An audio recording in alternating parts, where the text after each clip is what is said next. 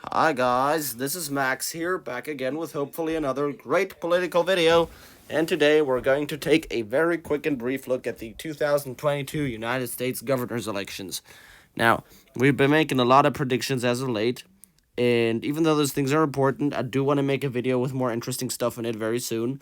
So if you guys got any suggestions, please write it in the comment section down below.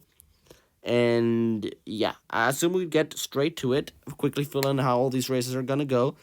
I actually believe that Massachusetts and New York are going to be safe Democrat because Andrew Cuomo's out of office. There's no way he's going to lose. He would have lost, by the way, though, if we would have ran.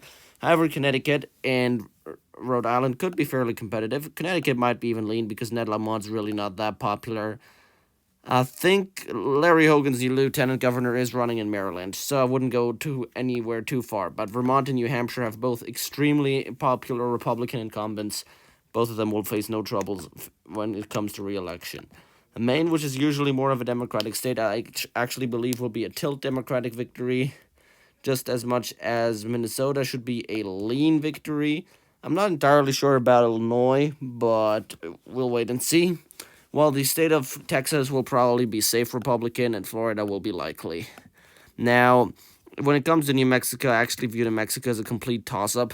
There was a pretty big sex scandal about the New Mexico governor, and she had a low approval rating for a while. Actually, saying it's a toss up will go a bit too far. I'm saying it's still tilted towards the Democrats, but New Mexico does have a history of electing Republican governors. I mean, Susana Martinez was in office there even during the Obama era, which was one where Republicans were doing far worse with a Latino vote than they're doing nowadays.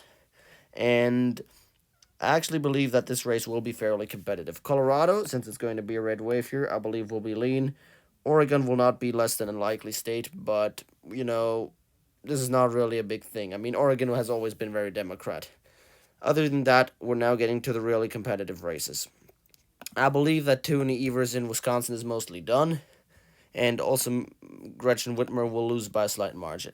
I'm not saying that Evers was a particularly bad governor, but Wisconsin as a state is just trending so much to the right with the Driftless area and the Waukesha area. It will be very difficult for Democrats to hold on. Now, in the state of Nevada, I'm actually pretty sure that it will be a very close race. I might draw this up in particular because it's very interesting. Nevada governor's race 2022. Nevada is one of those states that has very few swing voters. It is always, always, always either very closely Democrat, and sometimes it's very closely Republican, but usually the Democrats win it by a slight margin. It's always the same. It's always 2.4%. Nope. 2022 Nevada governor's race.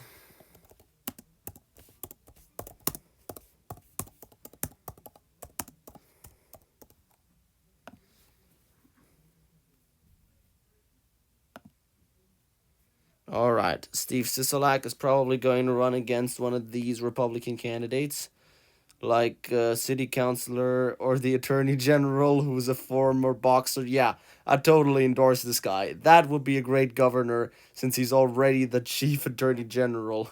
I wonder if that guy has even a law degree. Whatever.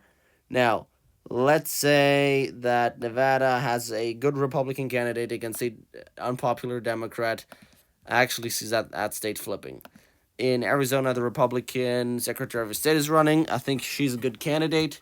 Kansas has a Democrat incumbent, but it will be a red wave year. She has had a moderate record though, so I assume it's safe to say she'll probably have a chance of winning re-election. Also, all the states I previously filled in have already changed their color again. Excuse me. I'll just bring them back to how they were.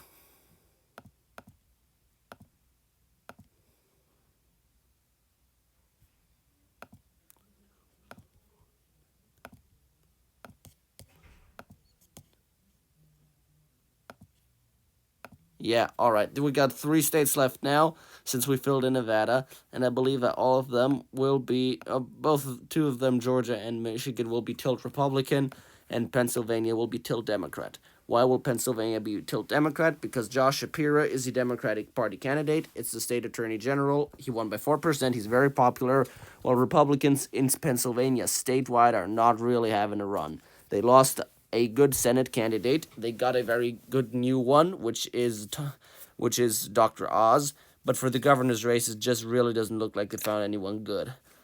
In Michigan, Gretchen Whitmer is very unpopular. I do believe she's on her way out. And in Georgia, it'll probably end up being Brian Kemp, who, even though he will have issues trying to turn out the Republican base, might have an appeal to moderates. And Stacey Abrams, who just is not a very big public figure. Not really the reason why the Democrats won Georgia. It was because of Donald Trump's unpopularity and the stimulus checks. She is just mostly a single issue candidate, which is about, I lost the election because it was stolen from me. And we all know how that always turns out. Now, this is my governor's prediction as of right now. I believe 30 to 20 seats for the Republicans. I do not say that this is what I wish to become true, but I do say that according to Joe Biden's current unpopularity, this is the most likely outcome that I see. And I hope that you guys enjoyed this video. Please feel free to comment down below if you did not like it. And yeah, I hope you guys liked it. Have a good time. And Max out. Goodbye.